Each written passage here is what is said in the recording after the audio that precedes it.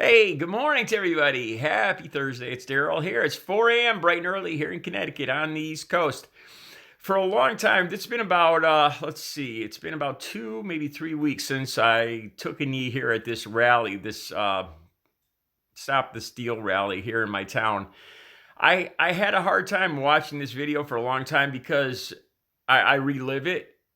I wouldn't call it PTSD or anything like that, but my adrenaline would just max out when I watched this.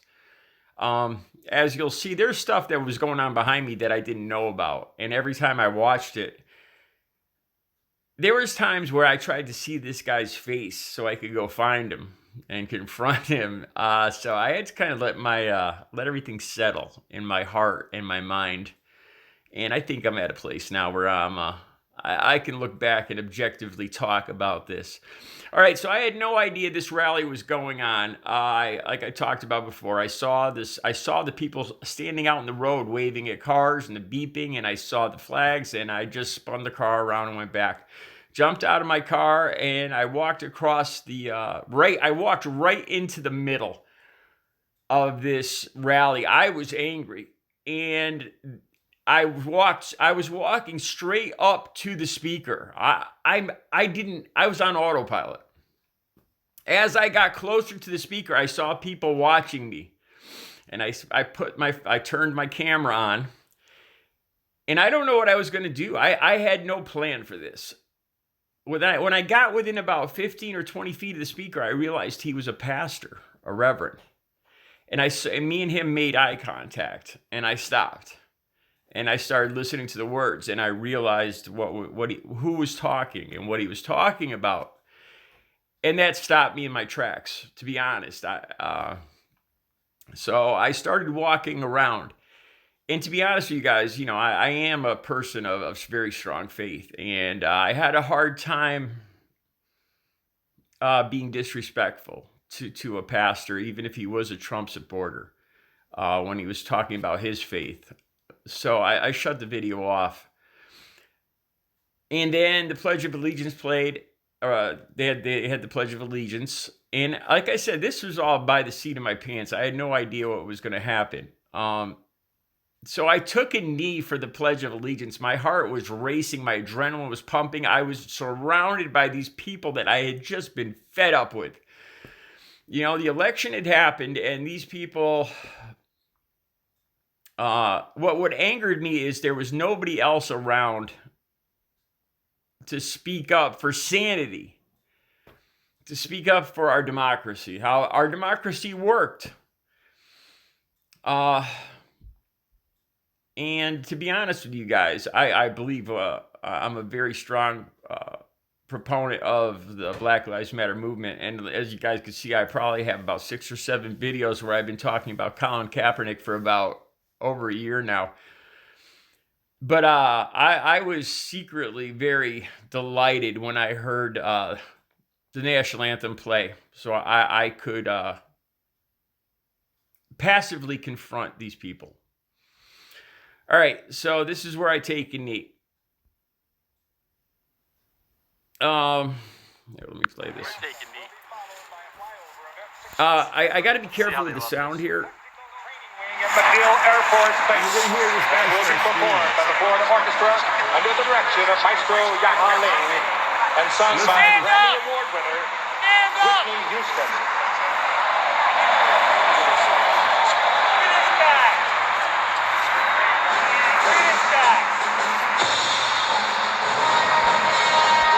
Okay, so he's standing on the other side of the clearing. And there's about at least 75 would probably be a good estimate of the people there.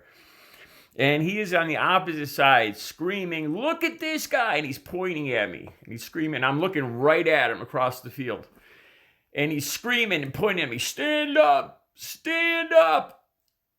And the thing is why I have no respect whatsoever for this person is he didn't even come over near me. He didn't come to talk to me. He didn't, what he did was he was a pussy. He was. He stood on the other side of the field and screamed at me. And then when I just ignored him, he didn't know what to do. So he said, look at this guy. And he turned from side to side and he was pointing with his arms. Look at this guy. Look at this guy.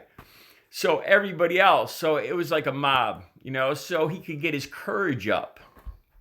The first person to come near me, I'm going to have to turn the volume down because I don't want the monetization of this video to be taken away. The first person to come near me was a woman, and you'll see she'll come up next to me.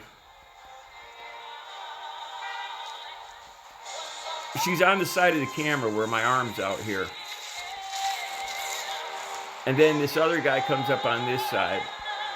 Let me stop it here. You can see my breathing through the mask. My adrenaline is maxed. At this point, I am on total autopilot. I had no plan to do this. And once I started doing it, there was no way I was going to stop. It never went through my mind for 1 second to stand up, to walk away, to run away, to do anything. I was in this, in for a penny, in for a pound. It didn't even cross my mind to stop what I was doing. I was going to see this through. And and I just watched first one woman come up next to me. And to this day, I still think she was supporting me. She was the first one to come and walk up next to me. And I could swear I've talked to this woman. I'm not sure, but I think we were friends. And I think she was supporting me when she came up and stood right next to me. And then after that, the men started following suit. The first person to approach me was a woman. And then, only then did the other people start walking towards me. I got to say, this guy that comes up behind me made my video. Like I said, I got to leave the volume down. This guy here. Notice how he's facing me. There's the woman. There's the people all around me. Now watch this great patriot flip me off. He's got his hand over his heart, and then he goes like this. I gotta say, this guy made my video. This guy, if I could find him, I'd thank him. Because he made my point. He made my point of who these people are. Completely surrounded at this point. I wonder if I didn't have the camera up, if they would have done anything. I don't think they would have. I don't think they had the guts to do anything. And this is why I talk about now, there's a lot of calls for martial law and blood and this and that. And I think this is a small slice of most Trump supporters. They don't have, most people don't have it in them to just go out and start mayhem. I was one single person here, all by myself, and then they surrounded me, so I was blocked, and they could have done anything they wanted to me. They didn't have it in them. They didn't have the guts to do it. Let's watch a little more. I gotta keep the volume turned down. This guy made my video. What a pussy! Oh my God. I had no idea he was doing this. Oh, he got a little braver. Now watch, when I move the camera, if I had known that was that close to my head, I would have been angry. I stood up.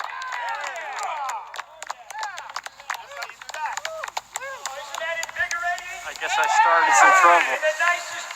Take care, everybody. Walked away. So that's my point here is I don't know what they were blocking me from. It's almost like they were trying to hide me from the flag, as if the flag or God could see me and I was somehow an insult to their flag. So they surround me, and because I to this day I still wonder, what were they hiding me from? They surround me so nobody could see me, but what were they? What was the purpose of that? To this day, I still don't know. You know, because I look at the way they were facing. That one guy behind me looked confrontational. There was a couple guys, a guy in a leather jacket and the guy with the finger, that were facing me. And I was on edge because I didn't know if they were going to put hands on or not. And if they did, I would have just gone into autopilot and there would have been mayhem. You know, I've been in these situations dozens of times in my life, and I react automatically now to somebody physically touching me. And it would have been mayhem. So anyway, the point of this video is there's all these calls lately for martial law and worse, and these Trump supporters are still keeping up with this, that they won the election, and they're upping the rhetoric to physical confrontation, it would seem. But my point here is I don't think most Americans, most human beings don't have it in them. They don't have the guts to go for it. They didn't hear. I was a single person all by myself. They could have easily slapped that camera out of my hand and then done whatever they wanted, but they didn't have the guts. And I think most of them are like that. So I don't believe there's going to be a physical uprising from these disillusioned Trump supporters. All right, I'll be back later with another video. You guys have a good Thursday.